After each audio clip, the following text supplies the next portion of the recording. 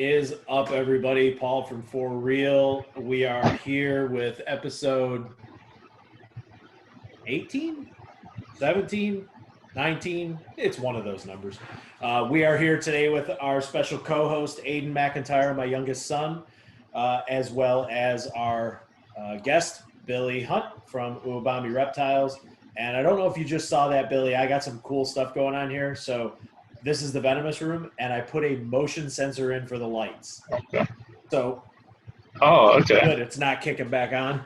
So, because it gives an odd light with like the room light and then my video lighting. So, but Gotcha. yeah, we've done some cool stuff to the room that I'm going to do a video on pretty soon. So, it's more than what Fish and Wildlife is asking for, but I think it's super cool. So we'll talk a little bit about it too. Good. In our rooms. So everybody, this is Billy Hunt, Uwabami Reptiles. In my opinion, has some amazing carpet pythons. Cannot wait to see them at Daytona. So, Billy, what are you up to? What have you been? What you been doing? What's new? Well, the only thing that's really been new has been a whole bunch of babies hatching. I ended up getting a whole bunch of eggs this year. I think I have 4 carpet clutches hatched so far. I just had a striped spotted python clutch hatch yesterday, so I was excited about those, and 2 macklot clutches that are due to hatch any day now. That's awesome. That is awesome. Yeah. So I can tell you a very sad story about a little macklots python and a young reptile guy named Paul. And Paul didn't have any idea what was going on in life. And I used some duct tape to tape a cardboard tube to the inside of the cage so he had something to climb in. And unfortunately, the poor baby macklots python got wrapped up in the tape, and I was very sad. So just like a glue trap, pretty much. Pretty much. Yeah, I tortured that boy. I still have nightmares about that today. So I'm going to make it up to the macklots python gods, hopefully, and be able to get a little baby and start all over again. Because I might know a guy. You might know a guy. They're just so fun. They're like a carpet python on steroids when they're babies. Oh yeah. For sure. So Aiden, why don't you go ahead and get started? You had some questions for Billy that you had set up, and so that everybody knows, my son is 16 years old, and he's been dealing with us as a family and reptiles since he was probably 2 or 3. So I have some pictures from the early days of him with ball pythons and stuff when he was little. So he's been doing this for a while, and to be perfectly honest with everybody, I would put him up against most adults that keep reptiles. He knows what he's doing. He knows his stuff. He does his research, and he's into it just like we are. So Aiden, shoot from the hip, buddy. All right. So when did you start working with the snakes that you work with today? The snakes? I got my first carpet python back in 2006. I was a freshman in high school. I kept lizards and stuff before that. Geckos, Euros, bearded, stuff like that. But what happened was I was actually kind of nervous around snakes. Like, I don't have the typical, you grew up in Florida, you ran around the yard catching snakes and doing all that. I always liked animals. Actually, before I got into reptiles, I was actually a big fish guy. That was my thing. I've had saltwater fish, and of course, big cichlids, community tanks, biotope tanks, you name it, all that stuff. But when I decided I was going to get my own snake, growing up, my sister had a ball python. So just like everybody in the hobby, you want to be different and find something that, everybody else doesn't have. Well, just searching on the internet, I found IJs or Pop One carpets, whichever camp you're in. And I like those because they were smaller. I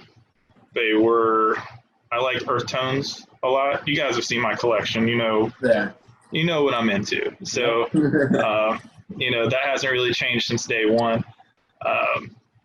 So I decided that I was going to get a carpet. I researched for 6 months on my own. Back then it was all care sheets and all that. I printed off everything I could. Anthony Caponetto's website, I still have, that write-up he did. Great information in there. Will Bird's Propagating Carpet Pythons. That was like the Bible before the book came out. I soaked in as much info as I could. So when I went to Daytona that year, I knew what I was going to get. I knew exactly what I wanted. And I ended up finding an adult male IJX. I wanted a male because, males stay smaller, all that stuff. And it was actually from Nerd, of all places, that I ended up picking them up from. And they were so awesome because it's all about your experience when you get to the hobby, right? If your first experience is somebody that's, not the most welcoming or whatever, it kind of puts you off. Yeah.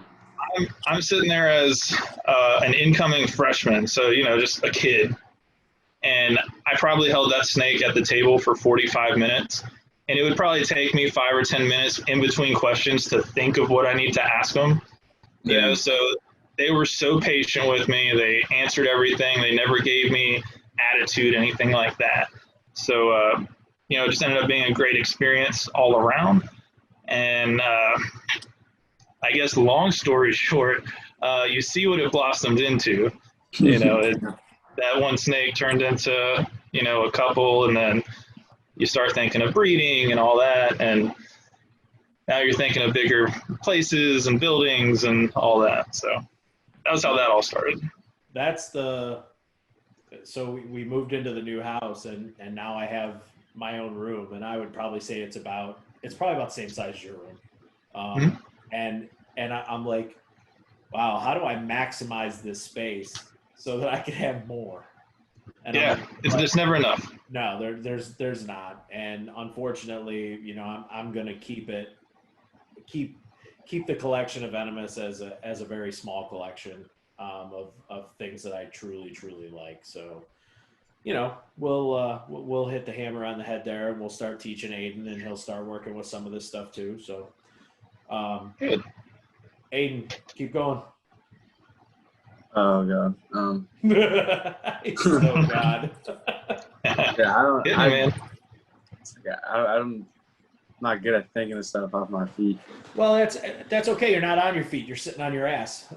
So, Billy, when you got into all the carpets and you started picking, the earth tone stuff, the more natural, wild type stuff, what are you looking for? Are you I'm just looking for the nicest of that, or are you looking for the locality? Are you looking? I know everybody talks about green tree pythons, carpet pythons, and all the information on the back end, and I think a lot of people don't even understand how that works. Okay, so my idea behind that has changed from when I first got into it to now. I kept carpets for 10 years before I even thought about breeding them. So within that time, I just wanted pretty snakes, which pretty to me could be different from pretty to you, pretty to Aiden, whatever. Everybody has their own thing that they're looking for. I don't have an exact formula, it's more if I see it, I know. I guess to get into the lineage stuff, which I think is what you're asking. I might make some people mad, but there's a time and a place, for that. Some of the best advice I was given was from Derek Roddy. He said, buy with your eyes, not what the piece of paper says. Mm-hmm. And that made so much sense to me because anybody that has animals or has a collection, if you don't like what you have, you're going to be less inclined to keep up with it, So now I have a big enough collection where I have pure stuff with lineage back to the 80s. I have stuff that I have no idea what it is or what it could be. I have locality stuff, you know, like I kind of feel bad for guys that limit themselves to one camp. You know, like I understand everybody can't have as big of a collection as I have. You know, I get that. It froze. It'll unfreeze. This happens from time to time, people. The internet is not always what it should be. And Billy, if you can hear me, you're frozen, but you look good. You know? Yeah, you froze there, but you sorry. froze there. No, it's not your fault. I was telling everybody watching that the internet is not always fast, and sometimes it slows down. But you froze in a very nice pose. So good. Always Good for me. So I can hear you now, but your face is frozen. So okay, well, as long as you can hear me, right? Listen, it happens. This is. I hope that people turn this on and clean the reptiles and listen to it. If you are sitting here staring at this screen with my ugly mug on it, I apologize. So, you know, it is what it is. We love it. Yeah. So, project-wise now, like we came over and saw the collection, and it's unreal. What are your future plans as far as what you're doing with projects? What are you looking to expand into with the carpets and obviously some of the other stuff that people may not even know that you have?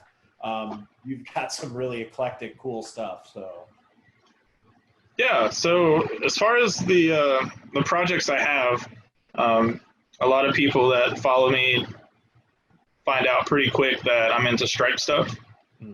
So striped coastals is a big thing of mine. I have a striped jungle project that I just produced some babies that are out of this world. I was not expecting the stripes and stuff I got.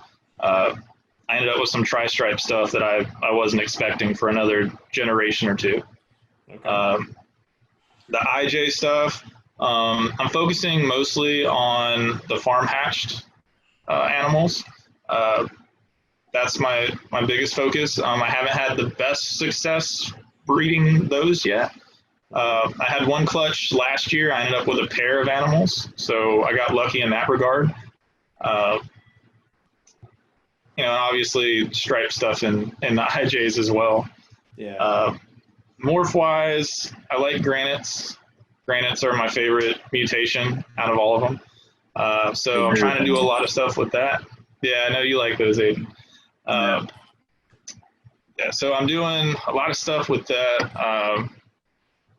I'm trying to do a super zebra granite. That's a long-term goal of mine. Okay. Basically make a carpet look like a macklot. That's, you know, that's the goal there. Kind of like a digital camo look. Yeah, exactly. It'll look just like a macklot, and, you know, of course I have all those too, so. Yeah. But, you know, you like what you like.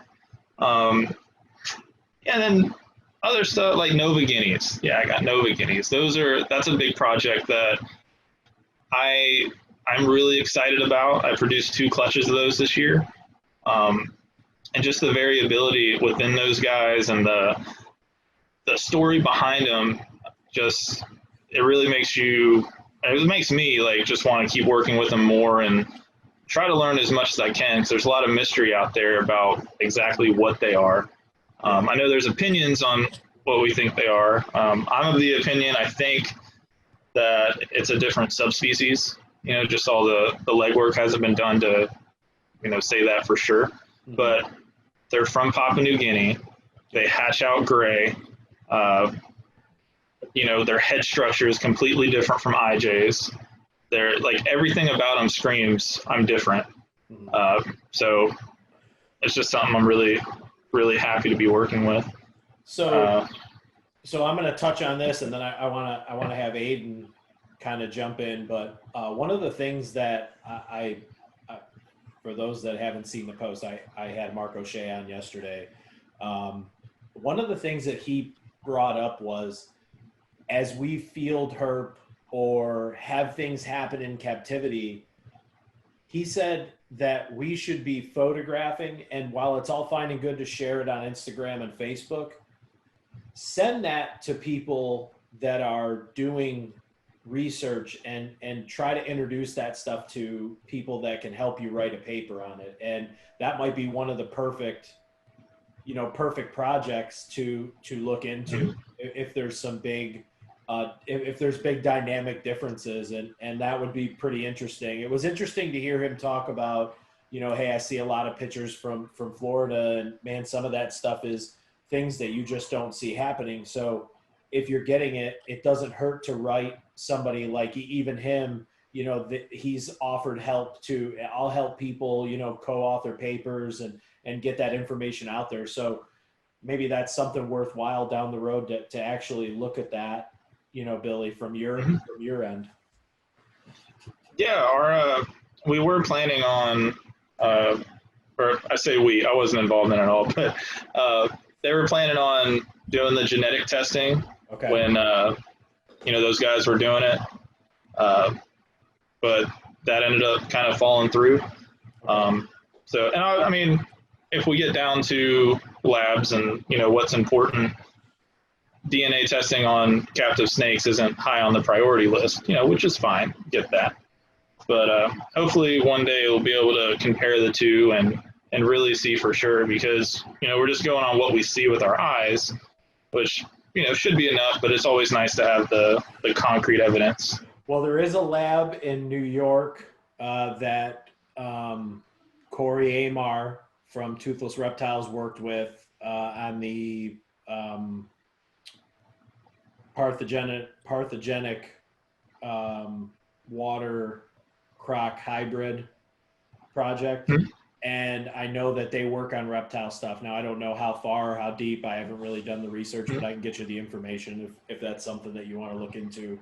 I know that'd be cool that they did a lot of work with it. So Aidan is really interested in carpet pythons. And 2 years ago, we spent some time with Billy at Daytona and had a ton of fun, obviously pre-COVID. So it was much more fun. But Aidan, what did you like the most about the trip to Billy's and obviously the carpet pythons themselves? It was just like, I saw some cool snakes, especially the granites. I don't know, dude. I'm not a talker, I don't like. That's fine. You're good, man. Yeah, you're good. We're just the three of us just having a conversation here. Yeah. But no, it's I don't know. I felt very welcome and learned a lot of stuff that day. So if you were going to ask Billy a question, like what is, what are some of the questions that you have as far as, do you have questions about keeping, what's in your mind right now about this stuff? He's thinking about food right now. Yeah, I'm a fat kid. We all know that. No, I don't really know. My mind's all over the place right now. A lot of stuff in my mind. But spit something out, man. Yeah, just like when you're messaging me. Yeah. Dude, it's just so hard for me. I don't know. I know it's like you're like just recording, but like it's fine. I don't know. I can't think of any questions. There's an edit button, dude. I can cut a lot of this out. I hate being in the spotlight. You're not in the spotlight though. You're just asking a question. What fascinates you about the granite stuff? What do you want to know? Do you want to know more about that? Do you want to know what other projects is Billy working with that involves granite that you're going to be able to hopefully someday get a job and by yourself? Oh yeah. Yeah. No, slippery slope. Yeah. So Aiden, my first, because I get what you're saying. The first podcast I ever did was NPR.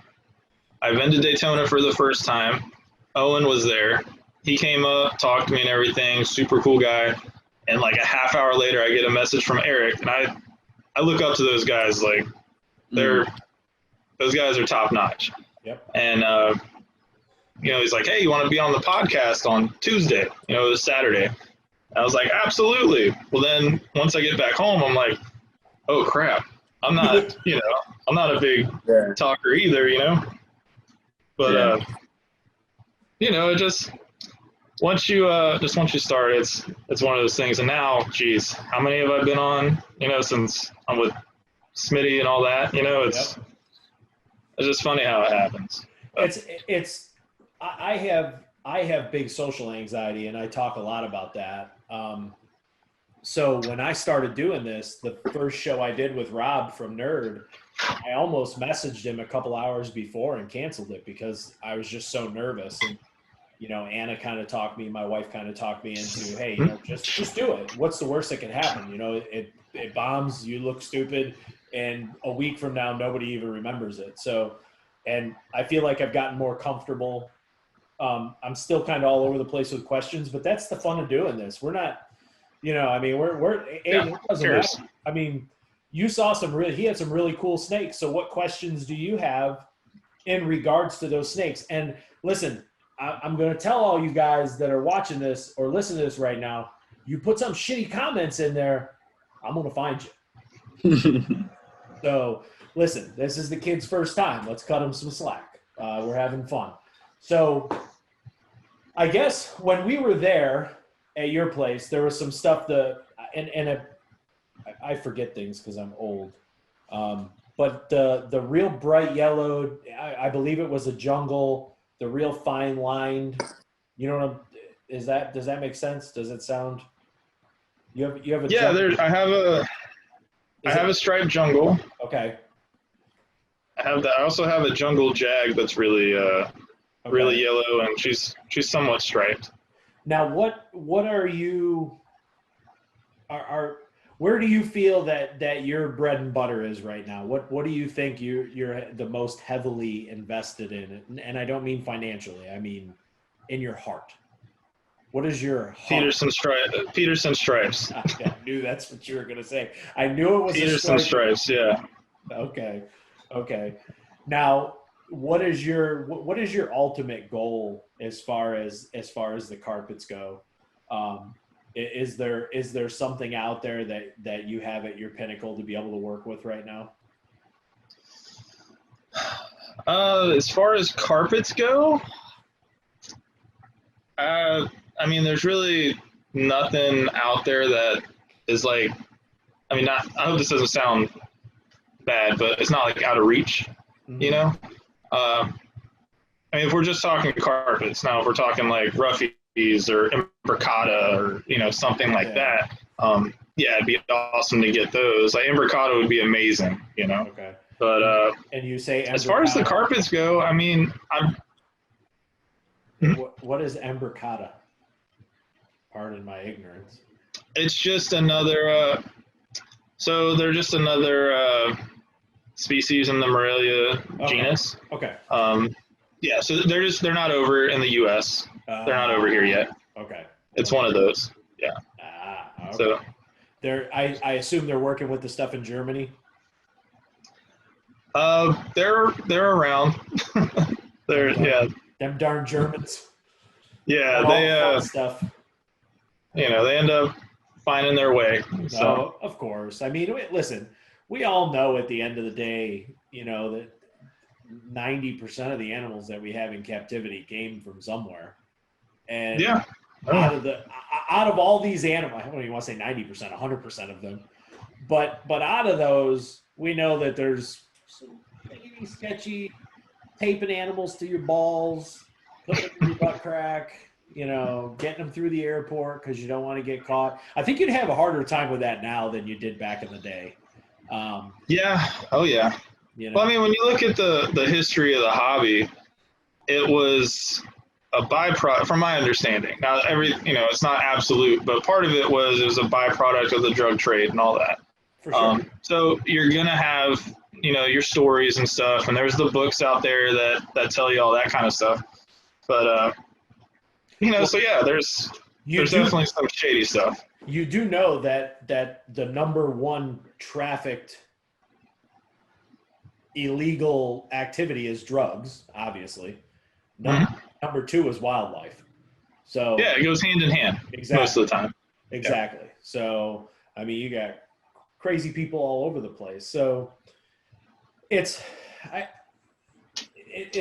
crazy to think where some of this stuff has come from. But do you have some green tree pythons as well, don't you? If I remember. I do. Yeah, I have a handful. Yeah. Okay. Now, do you have any plans on expanding into any other species outside of Morelia or some of the you have the old world rats? Yep. Yeah, I have quite a few species. Okay. I've definitely branched out into a lot of stuff. Nice. Besides the, I forget what I had when you guys were here. It's always changing.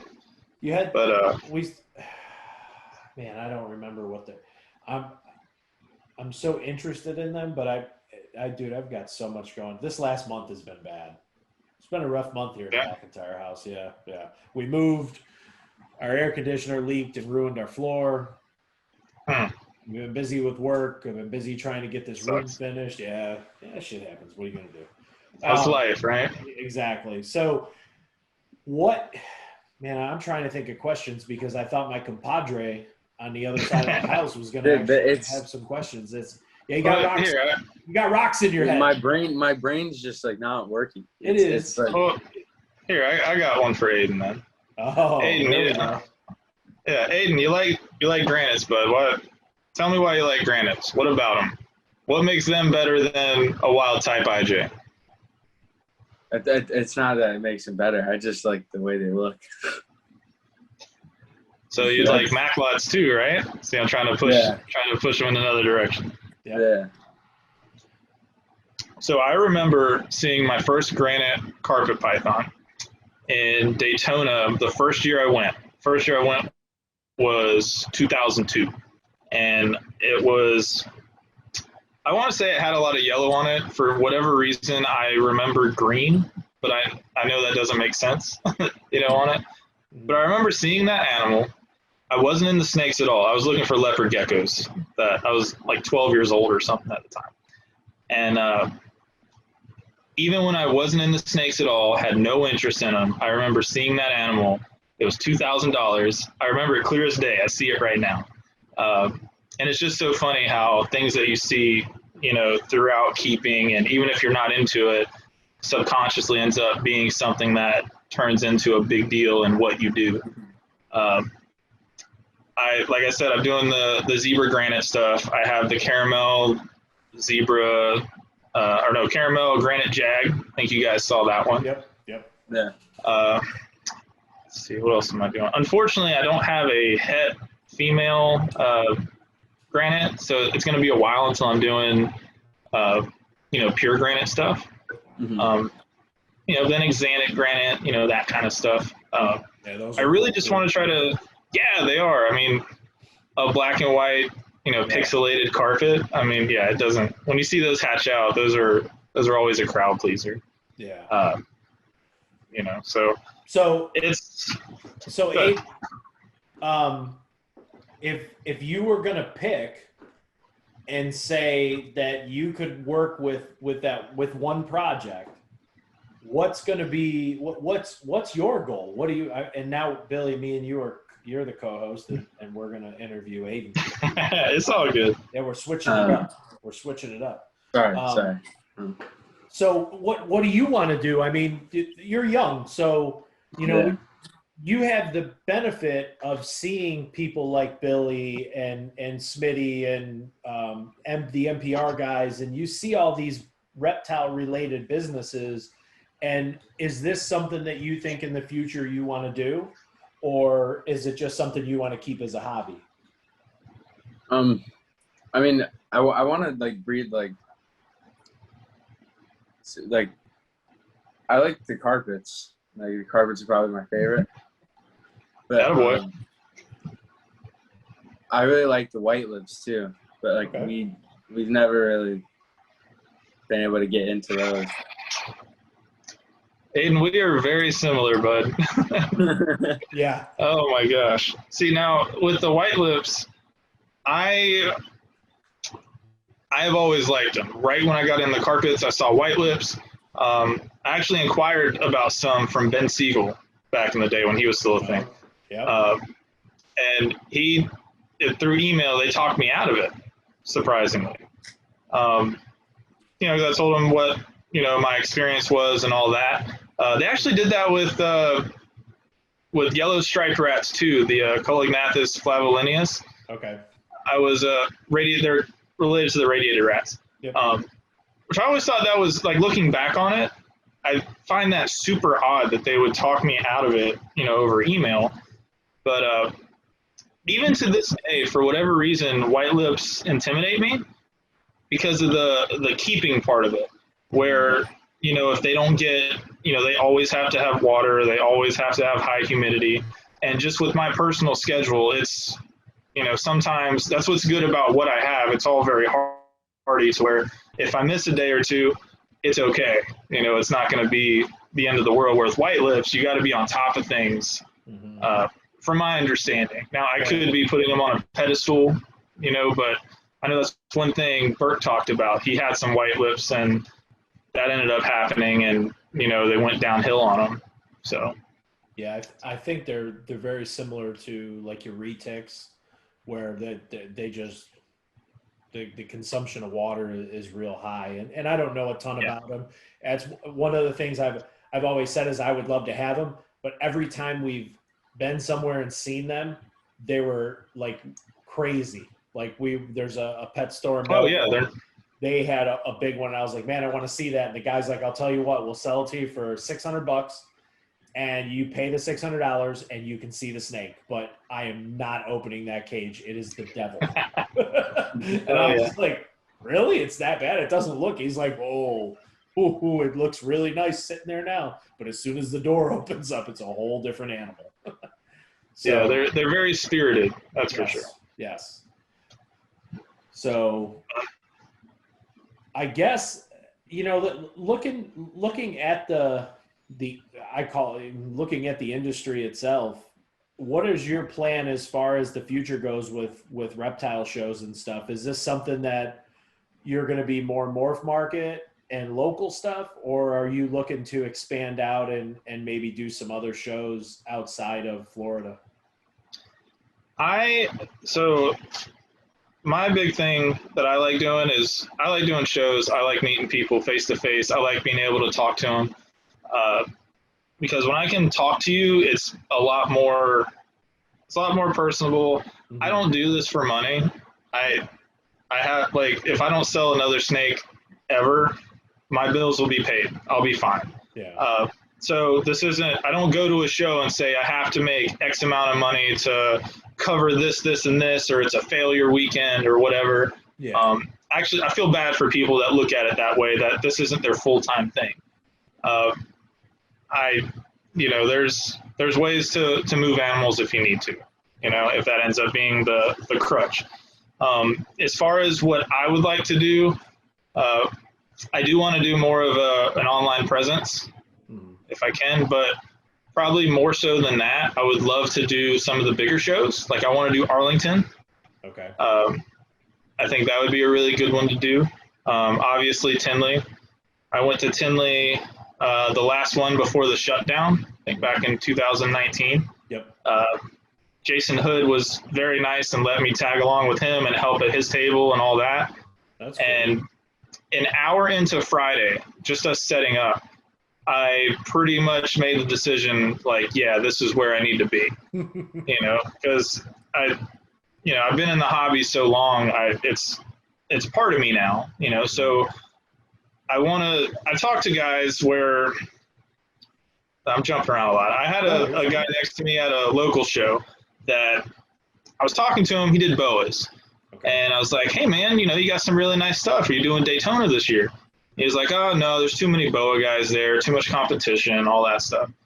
And, you know, I didn't say it to him, but in my mind, I'm like, man, that really sucks to have that mindset, because in my mind, I want to be at that big show. You know, I want to get my face out there. I want people to know, you know, when they see Billy or they see my logo or whatever, they say, oh, yeah, I remember seeing that guy. I don't care if I sell anything. I just want to be there next to the guys that I look up to. So if I'm doing Tinley, Arlington, I mean, it's a long shot, but I've thought about like Pomona and Anaheim and all that. You know, there's ways to get to those shows. So So I'm gonna plug Sean Gray right now and the Herp shows because, dude, you got just check it out. I want to go to the Slidell show because that's probably, I think that's the closest one to us, just to go check it out. But get on his website and check it out. I'm gonna say this again. I'm like a fanboy for his website, dude. It's crazy. It's the nicest out of any website. I mean, literally any website's the nicest website I've ever seen. So it's pretty unreal. I've thought about doing those. I feel bad that I didn't. I kind of forgot about that. When I was thinking of the bigger show, I think of like the big national shows. Yeah, no, I completely understand. My thing is to get out, and I hate saying this, and when I had Sean on, we talked about like Repticons and other local shows and what sets Herps aside from other shows. And, I think we've gotten to the point where there's, like you said, there's so many people out there that are, if I go to this show, I have to sell X, Y, and Z in order to make it worth my while, or not even worth my while to say that I profited or made money. And I think my mindset a few years ago was just like that. And now I'm more of the mindset of, I have a career. I'm never going to do this as a full-time job. It's always going to be a hobby. And if I treat it that way, I'll enjoy it much more. Absolutely. And honestly, when I produced those retics, everybody told me I was going to have a hard time selling them. All of our animals sold out. We did lose a couple, unfortunately, but for the most part, we had no problems getting rid of them. So it's kind of like, if you, like you said, if you want to get rid of stuff, there's ways to do it. You just got to be smart enough to do it. And, I think the market is fantastic and obviously the best all around asset for the reptile community. So I'll say it again, John Lehman, I love you. Please start letting us sell venomous on there. I'm sure one day. And I've messaged back and forth with John and about it, and they're thinking about it. He's a little reluctant, but here's the thing I told him in the last message I sent him was, you have crocodilia on there. You have retics and berms on there. Yeah. Why? Everybody still has to abide by their local and state and federal laws. You still have to do all that. So, at the end of the day, John, I'm sure, could get a hold of some of the venomous keepers across the U.S. to get on and maybe even post some videos on Morph Market about shipping and safe shipping and stuff like that to help the community. So I think there's ways to do it, but I definitely understand John's, reluctancy and definitely looking into the bigger picture and making sure that it's done right. So, I'm only busting. Yeah, absolutely. I'm only busting his chops because I can't wait to get him on here to talk. We're looking at doing something a little bit later on. He's pretty busy right now. So, but I mean, all in all, to me, the shows, we used to love doing them. So, I mean, that's something that I'm always interested in. And you have quite a few animals. Now, you've produced how many years now? How many years have you been actively breeding? First year was 2016. Okay. Now, do you pre-schedule yourself to say, I'm going to do this, this, and this, or do you just wing it? As far as shows or parents? As far as shows. Shows, I always plan on Daytona. Uh-huh. That's if I only do one show that year. Like, let's say I have a bad breeding year, like I had last year. I had a train wreck of a breeding year. Daytona is the one I want to do. There's a little nostalgia there. Unless something catastrophic happens, I don't see myself never not doing Daytona. Mm. As far as the local shows, I'm very fortunate. I have a local friend that does basically the Repticon circuit, and he always gets multiple tables, and I could just call him up, a month before and say, hey, can I get one of your tables? He's like, yeah, come on, that's less stuff I got to bring. So, yeah. Now, so that's how that goes. So you mentioned pairings. So how do you get the brown chicken, brown cow going? So I'm a big advocate in the rhythm of the room ideology. Okay. I think that people, not to bash certain facets of the hobby, but I think some people want to get older animals, put them in a rack, and then, hey, they're going to produce in a couple months or whatever. I haven't seen that. I've noticed when I've gotten older animals, I've had more issues with them acclimating and, adjusting and all that. All I do here, because I'm in Tampa, so it's not like I get a big swing. You've seen my room. Yep. It's just in my house. I can't really climate control what I have. I mean, I could, but it'd be more trouble than it's worth. Yeah. So when it's time to cool things down, I just go by the natural weather outside. So when it starts to cool down outside, or there's a pressure coming at the end of October, or a storm or something, I crack the window in here and I throw stuff together. And that's been working for me for the past few years, so at least for the carpets, not for everything, but yeah. Now, so you go the Aiden, tilt your head a little to the left. Good. Now he looks to the left. Don't move.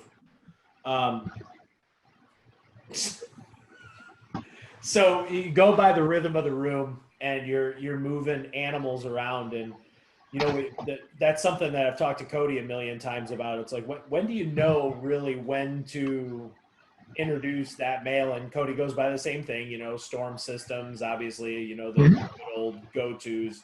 Do you find that your animals that have produced year after year, that you don't really need to wait for that storm front, that you just know that from this time in September to this time in October, for 3 years, these animals have done the same thing every year? So I know no matter what, if I put them together, do you find that they have their own rhythm at that point?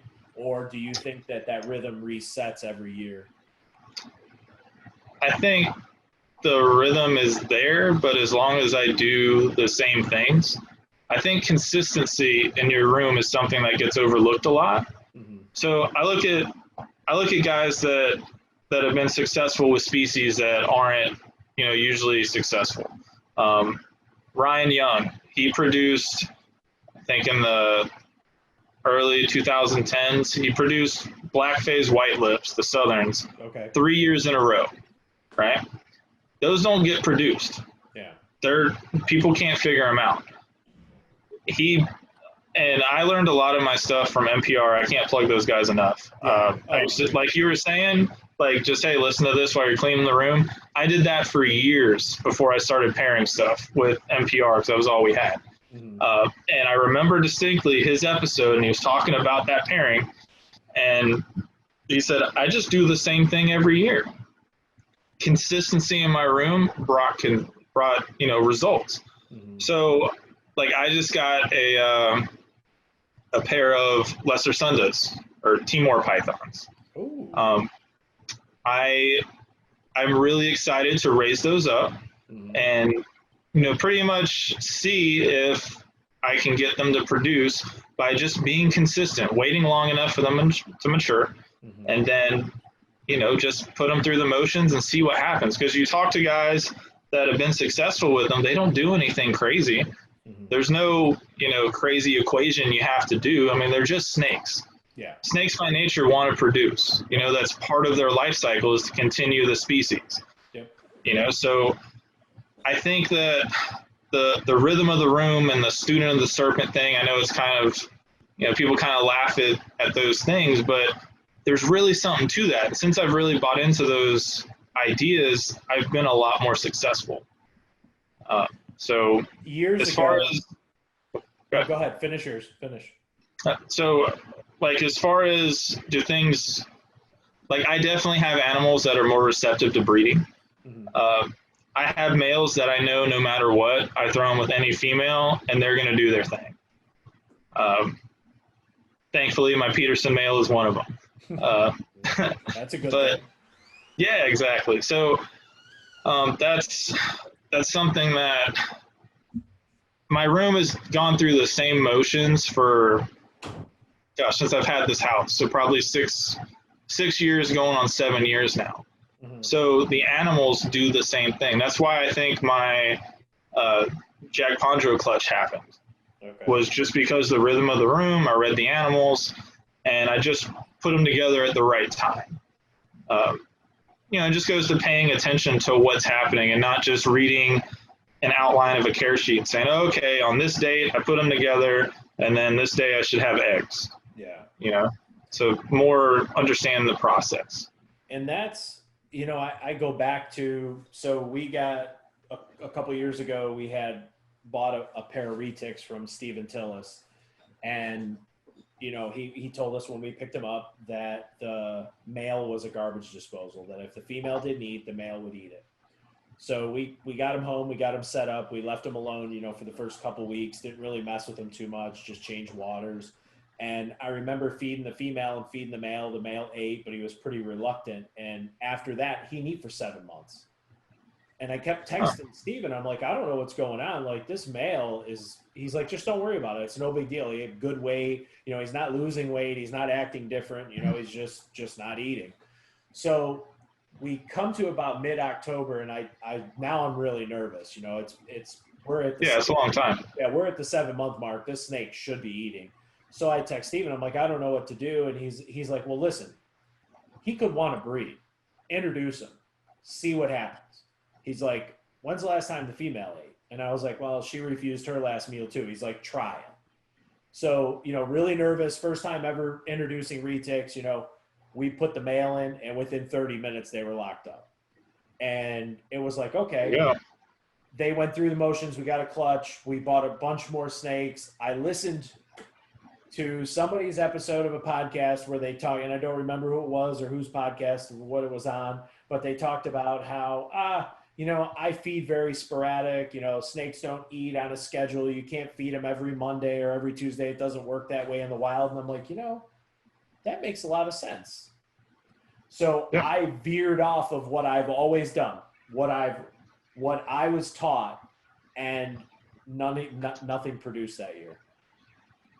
So I go back to a conversation that I had with Brian Sharp years and years ago about ball pythons, and 2 or 3 people had talked me out of trying to get into ball pythons because of how hard they were to breed. And I was on the phone with Brian talking about boas, and I asked him about the ball pythons, and I said, Brian, are they really hard to breed? And he said, you want to know a secret? I said, what's that? And he goes, I don't cool them down. I don't change the temperatures. I feed them once a week. They breed for me consistently. I have no problems. And I was like, there you go. What everybody says. And he's like, I don't care what everybody says. I just told you what I do, and it works. He's like, I'm not saying that it's going to work for you. I'm also not saying that it won't. And I went by that, where I kept strict records. I was weighing once a month. I was following, I would feed the same exact day no matter what, and never had any issues. And I kind of kicked myself for changing up what I did, because I listened to somebody and I thought, yeah, I'm going to do that. So I think the student of the serpent, the rhythm of the room, I think all that stuff plays in, and sometimes we get in our own ways and into our own heads when we don't see something positive, and it kills us, So oh yeah, it's nice that Aiden is just sitting there. And he's not. Do you have any questions? Like, come on, man, I don't jump know. in. I'm sorry. Jump I'm sorry. in. You guys are having a very, very wonderful conversation. I didn't want to interrupt. Well, you can ask questions. Are you going to do any field herping, Billy? Do you get out in the field at all? I don't, just because of my schedule. Oh yeah. I really want to. I'm good friends with KJ. Okay. So if you're in Florida and you want to field herp and actually find some stuff, KJ's your guy. Yeah, he's like magic. Yeah, he finds everything. He's been trying to get me to go for, I could say, years now. Okay. And I keep telling him, yeah, man, I'm going to go. And I need to get out there for sure. But. Okay, so for those that don't know, Billy is actually a stripper full-time. Not really, but I'm like a giant child, so shut up. But you know what I really do, so I'm a child too. Yeah. we want to go so bad, but we don't, where do you go? Like we went with Cody and Pia, me, Cody, Pia, Derek, Gio, Sam, and her friend at the time. And of course it poured, like the raindrops hurt. That's how bad it was. It was great all the way up until the time we left the house, and it was like, those clouds look pretty bad over there. Sure enough. So all we really saw was a couple water snakes. We did catch, I think it's a crayfish snake, and a bunch of water moccasins. So, but it's something that, we've talked about. Me and Aiden want to go out, but where do you go? My luck, I'll end up driving into somebody's into their yard, into their property, and get shot. Yeah, right. So, we definitely got to figure out. It would be really cool to do like a Daytona, get a whole group of people together and do that there. Saturday night. Yeah, for sure. Like that, it would be pretty fun. In Daytona. Yeah. People do it. Yeah, people do it. Or they find sake and get really hammered. Yeah, I remember. Yeah, I know. Thanks again for that. Thanks again for that, Paul. That was a good time. Yeah. Oh, I can't wait. We definitely have to do it this year. James and Tim and, oh my God, Andy, they're all coming.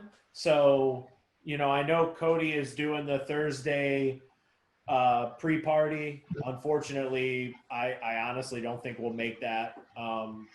We've just, with my work schedule, and he's 2.5 hours away now, it's not possible. So we already have our room reserved for the show at the Hilton. So it'll be me and Andrew are going to be there. So, because Anna and Nora are going to stay home with the dogs. So at least I think, I don't know, we may figure something else out, but we have our room. So nice. Yeah, as soon as they came out, I was, here, take my money. Let's do this. Yeah. Now, what are you looking at any pickups for this show, or is it just like you said, you just kind of wing it, and if something pops up, you go with it? I always have a list of things that I'm interested in.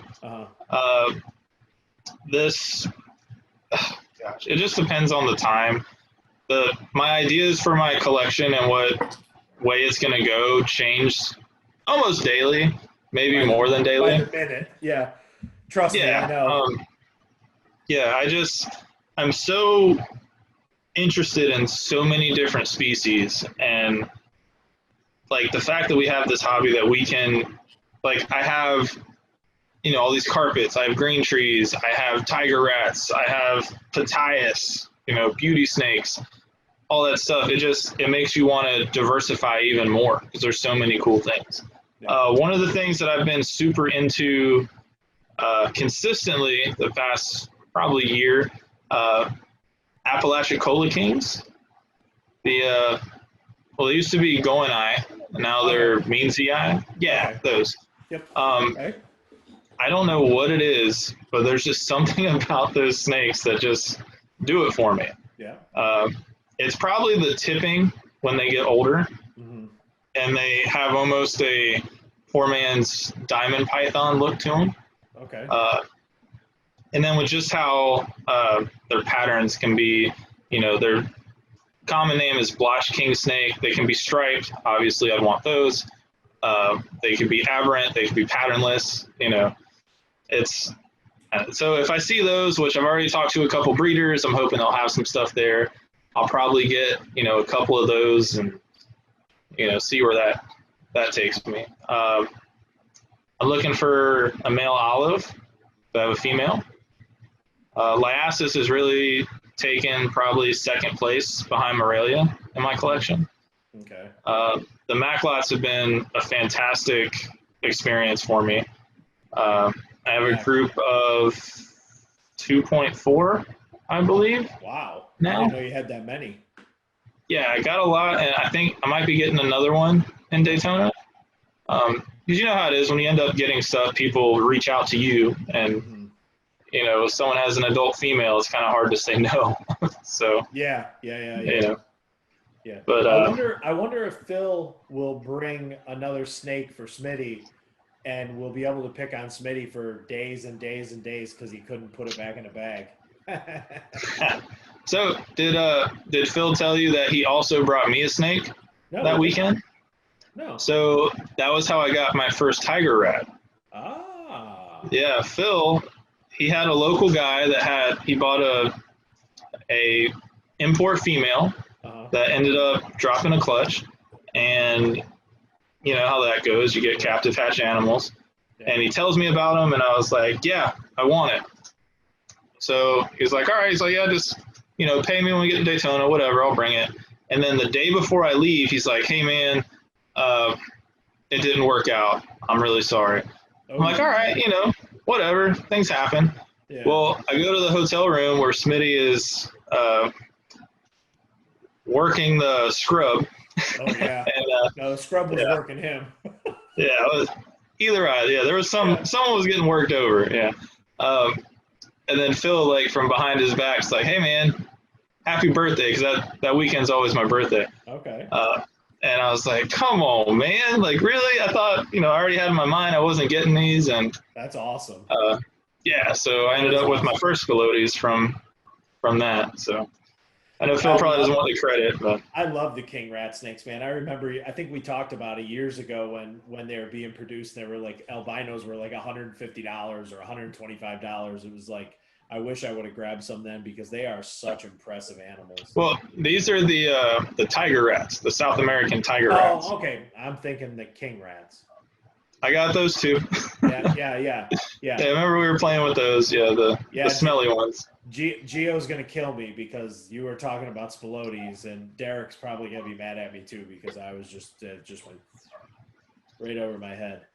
So well, I have wanted to. You talk about adding stuff. I'm good friends with Jason now, so more Spilotes, nice. More. I'm thinking about getting into sulphurus. So it's a different subspecies of Spilotes sulphurus. Okay. So they're the big black and yellow ones that he has. I'm sure you've seen them at his table. The Amazon puffing snakes is what they call them. Oh, yeah. Okay. Those are cool. Yeah, too. So there's, and he has ones that are all red, ones that are red and yellow, ones that are black and yellow, and they're one of the largest colubrids in the world. Like they're up there with Pataeus cornata and all that stuff, and Trimarchon and all that. Yeah. So eventually, I'll end up having to get those too because Billy can't say no to to cool species. Exactly. Billy's gonna need a bigger room. Billy's working on it. Pretty soon you're gonna have snakes in your bedroom. That's one of the rules, which I'm okay with. No, I'm okay with that. We have that rule here too. So yeah, there was some serious in the other house. We only had a 4-bedroom, and there was some serious what's the best word? Negotiating to try to get a baby black mamba, which I failed miserably at. Can't win them all. No. So the deal was that I had to have my own room. So this house worked out fantastic. It's got 5 bedrooms. So I have a sealed off room that's in the front of the house away from everything else. So we'll see how it works out. I've been messing around with the 3D printer. So, I printed like this. This is a skull, a Cuban crocodile skull. So it's. You have a 3D printer? Yeah. All right, we're gonna talk. Oh yeah, dude. Listen, it's the most addicting thing in the world. So we'll go tortoise. Sorry, I'm holding it by the head. Tortoise that I painted. Okay. Here is a Gharial. Nice. Okay. This is one of my favorites. This is a little T-Rex. Reptar. Yeah. Yep. Got this little Triceratops. He's cool. Okay. There is an alligator. We have, so somebody pointed out the other day, Nora's boyfriend, that this looks like a velociraptor that is looking to take it in the rear end. And then we have the Trump Buddha. So look at that comb over. Yeah. that's it, man. The comb over is strong with that one. So, and I have 3D printed a trap box. It's 14 inches or 14 and a half inches long, 7 inches wide, 4 inches tall. It's got a piece of acrylic will slide in the top, and it's got the side sliding door with a 2-inch opening. I have right now on the printer right now, I'm printing a 2-inch wide, 4-inch. It's I'll say the hook itself is 4 or 2 inches wide. And then the curvature to it is about 4 inches end to end and about 4 inches tall. I'm working on doing those for like larger vipers and stuff like that. Okay. So have more surface area. That's a good idea. Yeah. Yep. So, dude, but this 3D printer is fantastic. Like, it's super addicting. There's so much stuff I want to print, and I don't know where to start, where to stop. So, but it does take time. So if you're like this Cuban skull was, I think, a day and a half. So it's like 36 hours. Some of the stuff is like 10 hours. The snake hook that I'm doing is 4. The trap box total is probably 3 days, for all the parts. So, but the cool thing is with this PLA, this plastic, is that you can use acrylic glue, the solvent, and it'll actually glue together and fuse. Awesome. So yeah, it's super cool. Super cool. So that's how I got this. Now you can see it. It's like a little micro hook. Okay. Yeah, I can't see it because your face is still frozen on the screen, but that's okay. Oh, okay. Sorry about that. Well, anyway, it's a little baby hook. Yeah, we'll talk after the show. I have an idea that I want to pitch to you then. Yeah, let me know. Go to it. So, all right. Well, you know what? Let's close this out. Aiden, you've been a great co-host. You're very quiet. I apologize. Don't apologize. I'm going to slap you when we get off of here. All right. No, I'm just kidding. I'm not. Aiden, don't worry about it, man. You'll figure it out. I think I can wing it and talk to anybody. I think my kids are a little different. So maybe what we need to do is help you formulate questions so that this way you can kind of go off of a small script to start off. At least write it down on a paper. Yeah. You'll get used to it. Don't worry, man. It's fun. Okay. And, we're on here and it's a good time and it's learning and, Billy, great information. And for those that are looking for carpet pythons, Billy's Uwabami Reptiles will have all the information in here and, definitely check it out at Daytona, one of the nicest tables and definitely some cool animals. There is, dude, you have some carpet pythons that I definitely have to have in the very near future. So, and macklots, got to make up for killing that poor little guy. Sorry. So, off to the snake gods. But oh yeah. But yeah, really appreciate you coming on, Billy. We'll go ahead and close this out. If you want to give me a call, give me a call. You got my number, right? Yeah. Okay. Yeah, give me a call. I think so. Yeah, if not, just message me and I'll give you a call. So, okay. All right, everybody. We are out. Have a great weekend. And, well, this will air on Thursday. So have a good Friday and then enjoy your weekend. And we'll see all you guys later. Again, Billy, thanks for coming on, man. Yeah, thanks for having me.